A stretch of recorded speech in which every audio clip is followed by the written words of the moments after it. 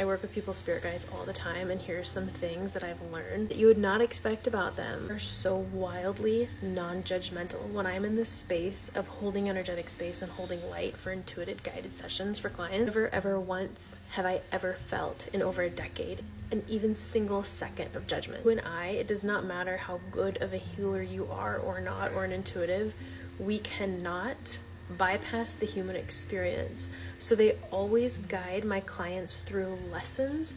And when they give answers, I always say to the client, I'm like, oh my gosh, you've been doing so much of your homework, because they're just flying through with answers right now. We have multiple timelines, we have multiple options in life, we have free will. So sometimes when we ask questions, I can tell we're giving answers or support, but really there's multiple options and ways that things can play out. They always come through as a group and collective so that they can most powerfully support the client and not distract our human experience with attention on themselves. They have all the answers, but they can only give you that which you are ready for. They usually don't think we ask for enough. We usually focus on the big things, but if we start working with them on the little things, it actually trickles upward, and it becomes easier for them to help us on the big things because we've honed in on our universal energetic language with them. This one consistently blows my mind. So there's spirit guides and then there's spirit team members. So spirit team members are the additional energies that come through to help support your life. Some of the spirit team members who have come through for clients have blown me away. I mean, they blow me away consistently. They always come in with this gorgeous feeling of love and equality, which consistently just blows my mind. We live in a very hierarchical world. They do not. We are way too in our heads, and one of the ways to cure that is by actually physically moving our body and discovering what our passions are and living those out. Yes, it is that simple, but as we all know, that journey in and of itself is something else.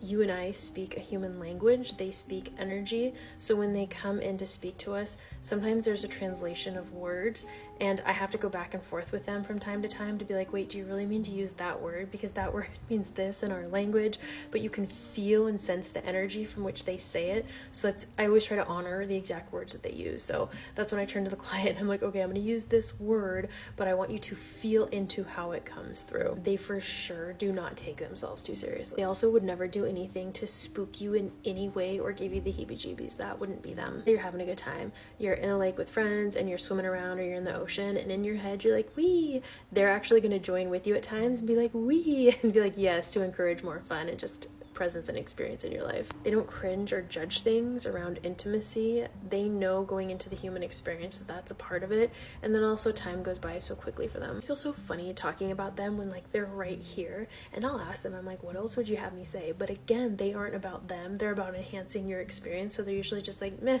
this is just for entertainment. They don't regulate you like a guardian or a parent will. So what you may actually sense or feel from them is going to be like a light pressure, because your higher self knows that there's a different way you've been wanting to go. I cannot tell you how many times they have me help clients lean their energy back into their body. There's been a time and a place where I needed to do that myself, so no stones to throw here. And my spirit guides, their spirit guides, get together and collectively share information, and it's filtered through my spirit guides and team so that I can understand it quicker for the client.